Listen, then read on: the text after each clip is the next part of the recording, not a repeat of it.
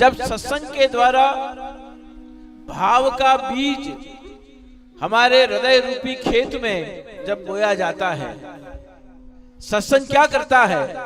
सत्संग हमारे हृदय रूपी खेतों में भाव का बीज बोता है, और भाव का बीज जब बोया जाता है उसमें से जब अंकुर पल्लवित होते हैं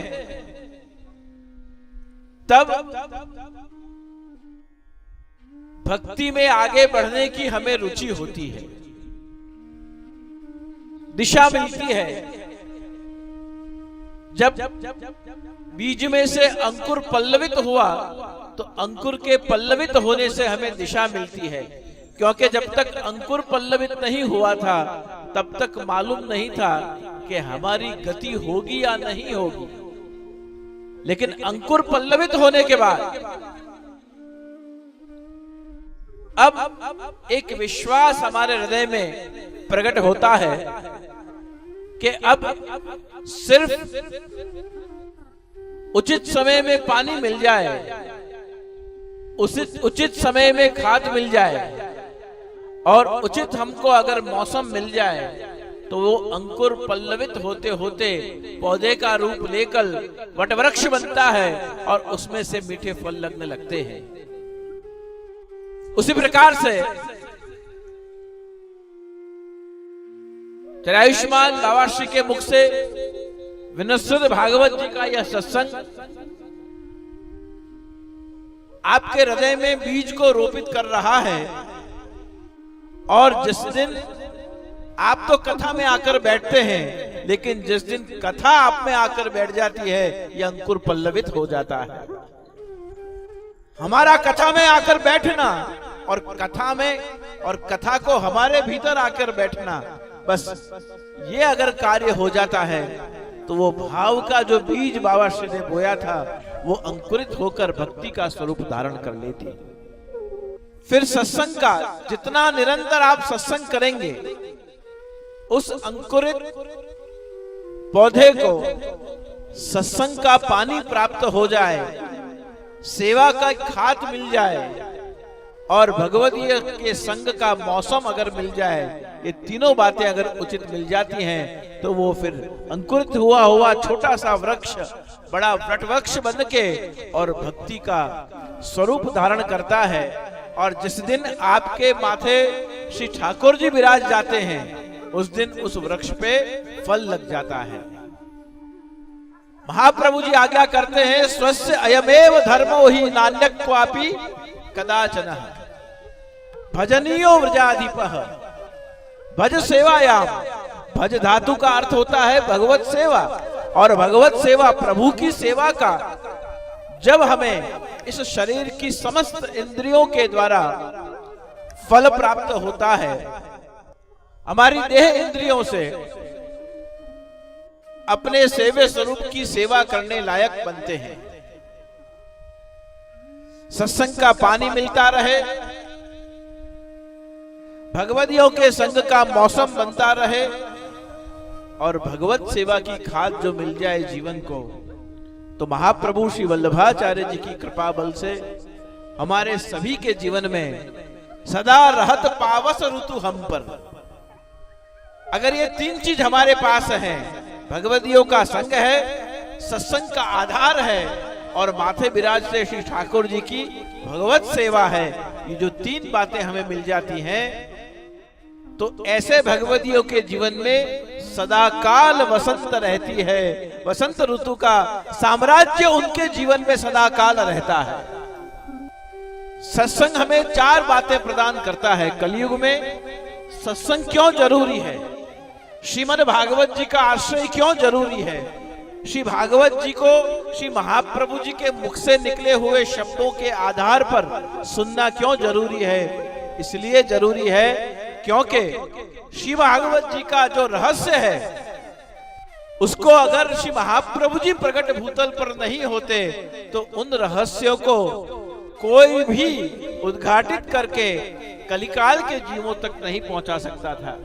श्री भागवत प्रतिपद मणिवर भावांश भूषिता मूर्ति। और ऐसे श्री महाप्रभु जी को हमने पाया है निजदास्य सौभाग्यम, ये हम निजदासों का सौभाग्य है कि हम श्री महाप्रभु जी के शिष्य हैं। ये निजदासों का परम सौभाग्य है कि श्री महाप्रभु जी ने प्रकट होते ही श्रीनाथ जी को हम दैवी जीवों के माथे पधराया। अदेय दान दक्षश्च महोदार चरित्रवान। श्री महाप्रभु जी कैसे हैं? दान तो हर कोई करता है जीवन में, लेकिन जो कोई कभी किसी को नहीं दे सकता, ऐसे भगवत स्वरूप को, ऐसे श्रीनाथ जी को हर वैष्णव के घर, हर वैष्णव के माथे सेवार्थ पधराकर श्री महाप्रभु जी ने अदेय का दान किया। और ये अदेय का जो दान है, हम क्या कहते हैं, हमारे घर में ठाकुर जी नहीं विराजते, हमारे झांपी जी में ठाकुर जी नहीं विराजते, हमारे घर के मंदिर में ठाकुर जी नहीं विराजते। हम शब्द प्रयोग क्या कहते हैं, हमारे माथे ठाकुर जी विराजते हैं। हमारे माथे ठाकुर जी विराजते हैं, उसका क्या अर्थ हुआ? हमारे माथे ठाकुर जी विराजते हैं, उसका ये अर्थ हुआ कि माथे कौन बैठता है? जिसका हम आश्रय स्वीकार करते हैं। हम आश्रय किसका स्वीकार करते हैं? जो सब अनाथों का भी नाथ होता है। सब अनाथों का नाथ कौन होता है? जिनकी सेवा में स्वयं आद्य शक्ति लक्ष्मी जी विराजती हैं। और जिन आद्य शक्ति लक्ष्मी जी किनकी सेवा में विराजती हैं, तो हम गर्व से कह सकते हैं कि आद्य शक्ति लक्ष्मी जी भी हमारे श्री श्रीनाथ जी की सेवा में विराजती हैं। उनका नाथ ही श्रीनाथ है, जिनके साथ सदा काल श्री विराजती हैं। और श्री का जो नाथ है, उन नाथ को ही हम अपना इष्ट आराध्य मानते हैं। और वो नाथ, वो हमारे स्वामी हमारे घर में, हमारे केवल 4 दीवार के घर में, कबाट में, झांपी जी में नहीं, हमारे माथे विराजते हैं। तो एक जो आपके माथे विराजते हैं, वो आपका सेव्य स्वरूप है। अब जब स्त्री पुरुष का वर्ण करती है, पुरुष स्त्री का वर्ण करते हैं, उस पूरी प्रक्रिया को, उस विधि को हम विवाह कहते हैं, हम लग्न कहते हैं।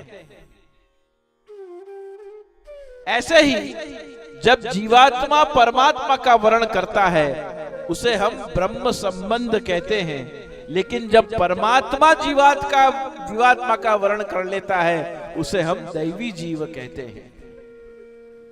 जब प्रभु को यह हो जाए कि ये मेरा है, कैसा भी है ये मेरा है, जब प्रभु को यह अनुभव होने लग जाए, तब प्रभु 4 प्रकार से हम पर कृपा करते हैं। कैसे प्रभु कृपा करते हैं? सबसे पहले कृपा भई तब जानिए जब दिखे स्वयं के दोष। सबसे पहले हमको स्वदोष दर्शन होने लगे और दूसरे किसी का कोई दोष न लगे, दुर्गुण दिखाई न दे, और हमें अपने स्वदोष का दर्शन होने लगे, समझना कि अब प्रभु धीमे धीमे हमें अपनी ओर बुला रहे हैं।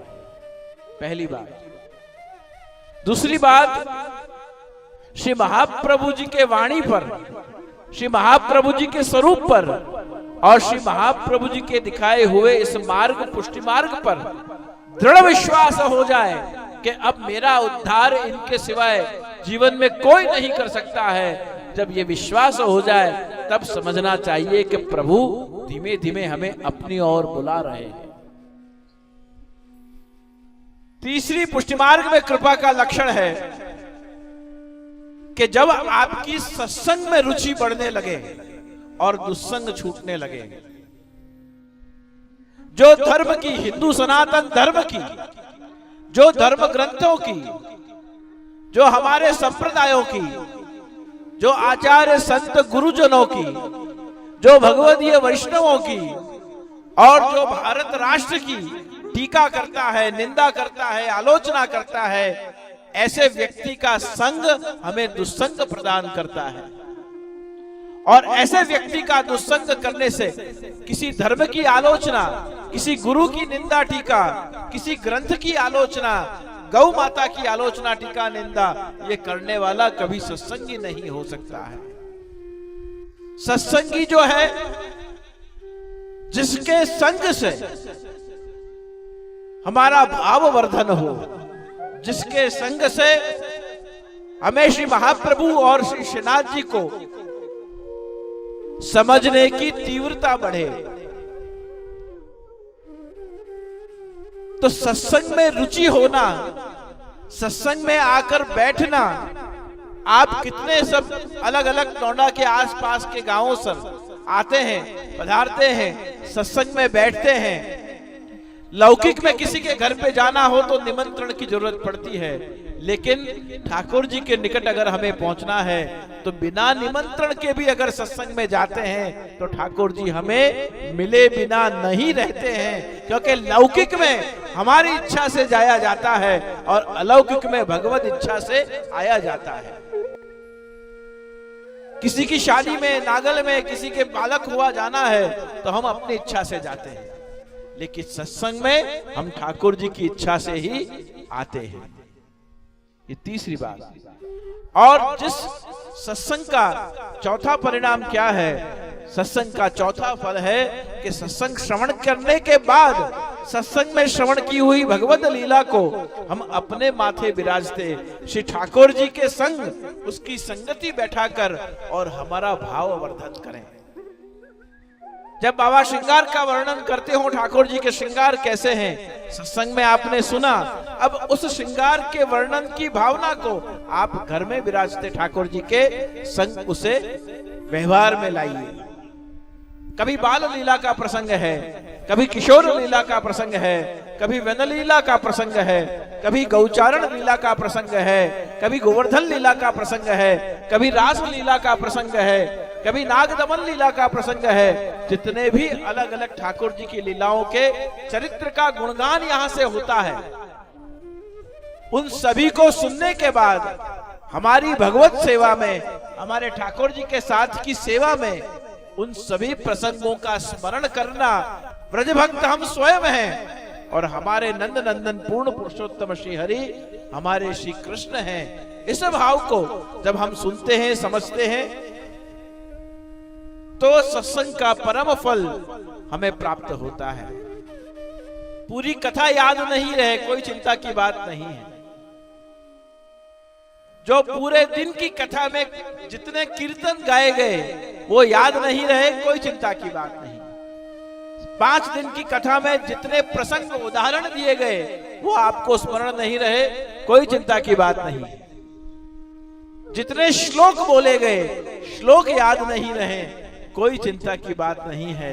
लेकिन एक दिन के आज के सत्संग में, जैसे कल 5वां दिन था, तो जो 3 घंटे, 2.5 घंटे, 3.5 घंटे, 4 घंटे जो भी आपने सत्संग किया, उस सत्संग में से आपको एक शब्द जो याद रह जाए तो वो एक शब्द आपके भक्ति का वर्धन करने के लिए, आपके भाव का वर्धन करने के लिए, आपका प्रेम का वर्धन करने के लिए और आपके सत्संग की समझ को बढ़ाने के लिए वो एक शब्द ही काफी होता है।